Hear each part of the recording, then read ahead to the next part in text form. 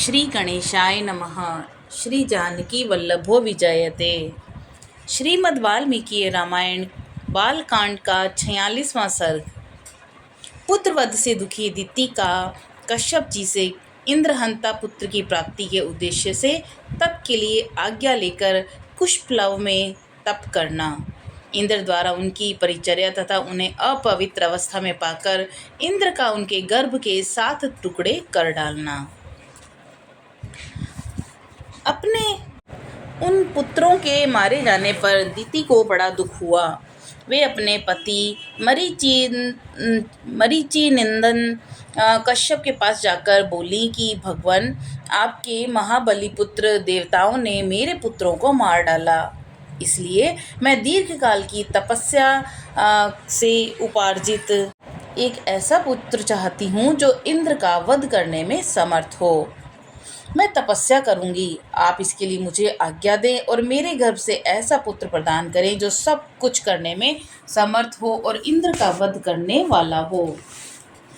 उनकी ये बात सुनकर महातेजस्वी मरीचि नंदन कश्यप ने उस परम दुखिनी दिति को इस प्रकार उत्तर दिया। तपोधने, ऐसा ही हो, तुम सोचाचार का पालन करो और तुम्हारा भला हो। तुम ऐसे पुत्र को जन्म दोगी जो युद्ध में इंद्र को मार सके।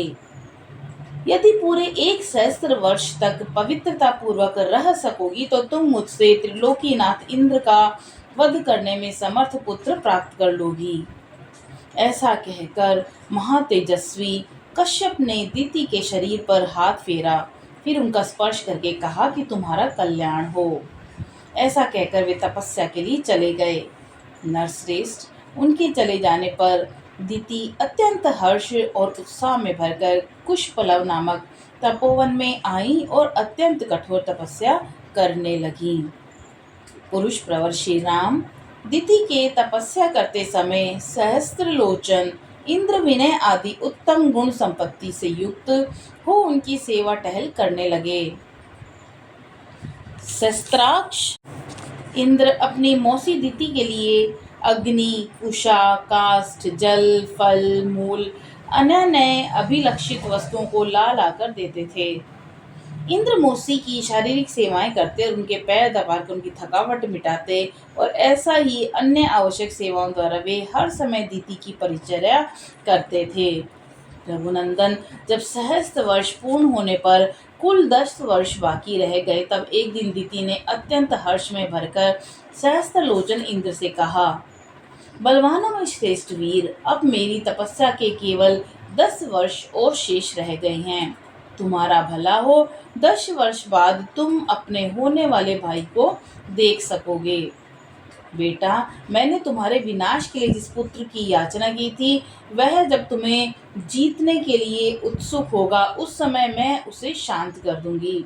तुम्हारे प्रति उसे वैर भाव से रहित और भातृ स्नेह से युक्त बना दूंगी। फिर तुम उसके साथ रहकर उसी के द्वारा की हुई त्रिभुवन विजय का सुख निश्चित होकर भोगना। सुश्रेष्ठ, मेरी प्रार्थना करने पर तुम्हारे महात्मा पिता ने 1000 वर्ष के बाद पुत्र होने का मुझे वर दिया है। ऐसा कहकर दिति नींद से अचेत हो गई। उस समय सूर्य देव आकाश के मध्य भाग में आ गए। दोपहर का समय हो गया और देवी दिति आसन पर बैठी बैठी झपकी लेने लगी। सिर झुक गया और केश पैरों से जा लगे। इस प्रकार निद्रावस्था में उन्होंने पैरों को सिर से लगा लिया। उन्होंने अपने केशों को पैरों पर डाल रखा था और सिर को टिकाने के लिए दोनों पैरों को ही आधार बना लिया था। यह देखकर दिति को अपवित्र हुई जान इंद्र हंसे और बड़े प्रसन्न हुए। श्री राम, फिर तो सतत सावधान रहने वाले इंद्र माता दिति के उदर में प्रविष्ट हो गए और उसमें स्थित हुए गर्भ के उन्होंने 7 टुकड़े कर डाले। श्री राम, उसके द्वारा 100 पर्वों वाले वज्र से विदीर्ण किए जाते समय वह गर्भस्थ बालक जोर जोर से रोने लगा। इससे दिति की निद्रा टूट गई और वे जागकर उठ बैठी। तब इंद्र से उन्होंने उसे रोते हुए गर्भ से कहा कि भाई मत रो। मत रो, परंतु महातेजस्वी इंद्र ने रोते रहने पर भी उस गर्भ के टुकड़े कर ही डाले। उस समय दीति ने कहा कि इंद्र, बच्चे को मत मारो, मत मारो। माता के वचन का गौरव मानकर इंद्र सहसा उधर से निकल गए। फिर वज्र सहित इंद्र ने हाथ जोड़कर दीति से कहा कि देवी, तुम्हारे सिर के बाल पैरों से लगे थे, इस प्रकार तुम अपवित्र अवस्था में सोई थी। यही छिद्र पाकर मैंने इस इंद्रहंता बालक के 7 टुकड़े कर डाले हैं। इसलिए माँ, तुम मेरे इस अपराध को क्षमा करो। इस प्रकार श्री वाल्मीकि निर्मित आश रामायण आदि काव्य में बालकांड के अंदर 46वां सर्ग पूरा हुआ। 47वां सर्ग।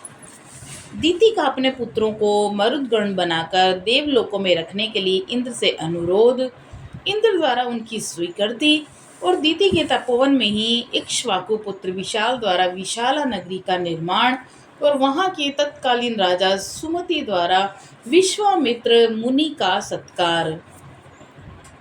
इंद्र द्वारा अपने गर्भ के 7 टुकड़े कर दिए जाने पर देवी दीति को बड़ा दुख हुआ। वे दुर्दुष वीर शस्त्राक्ष इंद्र से अनुनय पूर्वक बोली कि देवेश बलसुदन, मेरे ही अपराध से इस गर्भ के 7 टुकड़े हुए हैं, इसमें तुम्हारा कोई दोष नहीं है। इस गर्भ को नष्ट करने के लिए निमित्त तुमने जो क्रूरतापूर्ण कर्म किया है, वह तुम्हारे और मेरे लिए भी जिस तरह से प्रिय हो जाए, जैसे ही उसका परिणाम तुम्हारे और मेरे लिए सुखद हो जाए, वैसा उपाय मैं करना चाहती हूँ। मेरे गर्भ के 7 खंड 7 व्यक्ति होकर 7 मरुदगणों के स्थानों को पालन करने वाले हो जाएं। बेटा, ये मेरे दिव्य रूपाधारी पुत्र मारुत नाम से प्रसिद्ध होकर आकाश में सुविख्यात 7 वात स्कंद हैं और उनमें विचरें। ऊपर जो 7 मरुत बताए गए हैं, वे 7 के गण हैं। इस प्रकार 49 मरुत समझने चाहिए। इनमें से जो प्रथम गण है वह ब्रह्मलोक में विचरे और दूसरे इंद्रलोक में विचरण करें और तीसरा महायशस्वी मरुदगण दिव्य वायु के समान नाम से विख्यात होकर अंतरिक्ष में ब्रह्म बहा करें। सुरश्रेष्ठ, तुम्हारा कल्याण हो और मेरे शेष 4 पुत्रों के गण तुम्हारी आज्ञा से समय अनुसार संपूर्ण दिशाओं में संचार करेंगे। तुम्हारे ही रखे हुए नाम से तुमने जो माँ रुद्ध कहकर उन्हें रोने से मना किया था, उसी माँ और रुद्ध इस वाक्य से सब के सब मारुत कहलाएंगे। मारुत नाम से ही उनकी प्रसिद्धि होगी। दीदी का यह वचन सुनकर बल देते को मारने वाले शस्त्राक्ष इंद्र ने हाथ जोड़कर यह बात कही, माँ, तुम्हारा कल्याण हो। तुमने जैसा कहा है वैसा ही सब होगा, इसमें संशय नहीं। तुम्हारे ये पुत्र देवरूप होकर विचरेंगे। श्री राम उस तपोवन में ऐसा निश्चय करके वे दोनों माता पुत्र दीति और इंद्र कृतकृत्य हो स्वर्गलोक को चले गए, ऐसा हमने सुन रखा है। काकुत्स यही वह देश है जहाँ पूर्व काल में रहकर देवराज इंद्र ने तप सिद्धि तिथि की परिचर्या की थी। पुरुष सिंह पूर्व काल में महाराज इक्ष्वाकु के एक परम धर्मात्मा पुत्र थे जो विशाल नाम से प्रसिद्ध हुए। उनका जन्म अलम्बुषा के गर्भ से हुआ था और उन्होंने इस स्थान पर विशाला नाम की पुरी बसाई थी।